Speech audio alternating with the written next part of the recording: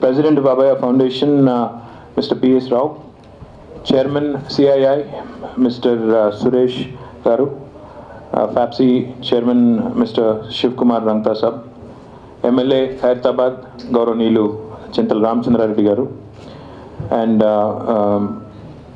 again Chairman of Abhaya Foundation Mr. Narsimlu Garu, ఇంకా వేదిక పైన ఉన్న పెద్దలందరికీ, వేదిక ముందున్న పెద్దలకు, and to my friends from the media.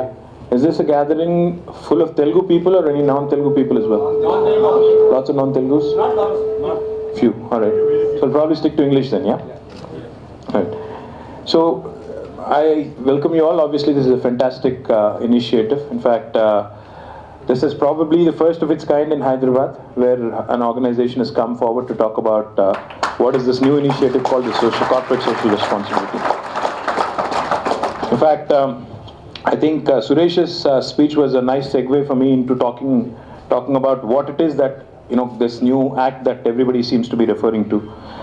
As you all know, India is a country which is full of contradictions. On the one hand, we have some highly net worth individuals. On the one hand, you have the Ambani brothers, whose combined net worth, and I think at this point in time, is probably their combined net worth I'm talking, would put them probably as the richest in the world. Now, on the other hand, we have probably the highest number of people below the poverty line, highest number of children who are malnourished, highest number of kids who don't get proper education. So we are a country, we're a bundle of contradictions. We have the two extremes right in our own very country, right in front of our own very eyes. We are one of the largest economies today. In fact, we are, I'm told, the third largest economy in the world. While we all know, as I said, there's an uneven distribution of wealth. We have the haves and the have-nots, and there's a growing concern that the divide is growing as well between the haves and the have-nots. And there is a growing dissent as well among the have-nots, that the government has not been taking care of them. So what has happened as a result is governments and regulators, both in the business world, have done their bit, have responded to this whole accusation of the increased gap between the haves and the have-nots. They have responded swiftly. They have come up with a couple of initiatives. In fact, one of the things the government has done in the past is the non-voluntary guidelines have been prescribed by the government to ensure that more and more corporate companies get into the whole idea of social responsibility and get into the idea of nation building. And then SEBI also has responded by way of ensuring that all of its listed companies come out with business responsibility reports every year. So ensuring that all these business organizations, the industry bigwigs, ensuring that they actually do something for the society and ensure that that is audited as well. And government eventually, I think in 2013, has responded and has enacted a law called the Corporate Social Responsibility through Companies Act 2013, and the clause 135 is very, very clear in this. I think Suresh should go through it because he's a little worried. He sounded a little worried. He should go through it. The idea is very simple.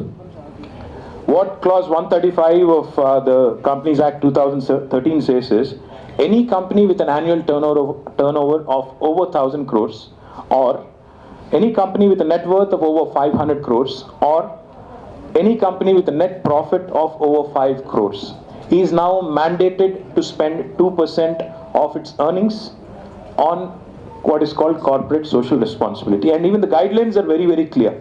And the guidelines are explicit, in fact. The guidelines actually mandate that every company floats a CSR committee within its own organization. So there has to be a corporate social responsibility committee within the organization, and it is also mandated that the corporate social responsibility committee should have at least one independent director, so that there's no accusation of any sort of bias. And even the areas where the corporate social responsibility funding or the 2% that needs to be spent have also been defined very, very clearly. In fact, no company can come forward and say, I've earmarked about 2% towards CSR, but I've only spent it on my employees. That's not allowed. And so the areas that have been clearly earmarked are eradication of poverty and hunger, promotion of education, reduction of child mortality and maternal mortality, gender equity, promotion of gender equity and women empowerment, and tackling serious health crises such as HIV, AIDS, and other communicable diseases, environmental sustainability, employment and enhancement of vocational skills, social business projects, and contribution towards Prime Minister's Relief Fund or the Chief Minister's Relief Fund, and other projects which also could be looked at. So the areas are clearly defined, and what has to be done by the companies is also clearly defined. Now I think this is the time for organizations like CII, FAPSI, and the NGOs who are many in number here, for all of you all to come together onto one platform. In fact, I would appeal to you so that going forward, as you rightly said, this is a new initiative, this is a grey area, because we still need to find our way through the whole idea of this new act. And therefore I request industry bodies such as CII, FAPSI to work with the NGOs and also the government to ensure that there is a mechanism that is devised and set up. So going forward, we could have meetings at a regular pace, at a regular intervals, and we could actually define and align our goals. Let us be in one alignment, so that you don't end up doing something that the government is already involved in. Definitely any government can only do so much, and we always have noticed in the past, and we keep getting a lot of complaints even today as well, that any government project will have some lacunas. In any government's priority areas will have some lacunas, and those are the lacunas that we want the corporate sector to fill. Those are the lacunas you need to address. Those are the areas that you need to address, so that there is a synergy in what we do as part of this act.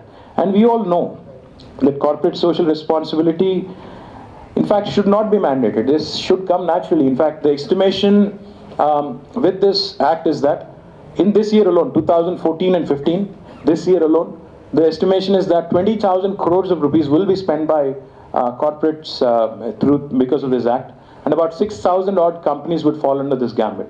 So it's a huge amount. 20,000 crores is a huge amount for a country like India. A lot of things could be done by that. This is an estimate that is subject to correction, obviously. This is what I've read up. So it is a huge amount, and when you're spending an amount such as that, which is probably as good as the budget of a small state, we need to plan well. Therefore, I appeal to the industry bodies to actually lead this effort, because as I said, this is a lacuna that the government can't fill. This is a lacuna which we're looking at the corporate world to actually come in and fill. Request you all to work with us, request you all to actually prioritize and help us in identifying those areas where government can't reach out. So once again, I congratulate Abhaya Foundation for actually taking the first step. It's a wonderful first step, because as they say, every journey begins with a single step, and this is a wonderful journey on which we've embarked. And I'm sure with foundations such as Abhaya coming forward, we can only take this forward in a very, very strong way. And I guarantee you one thing, the government of Telangana is completely committed to the whole idea of corporate social responsibility. We'll work closely with you.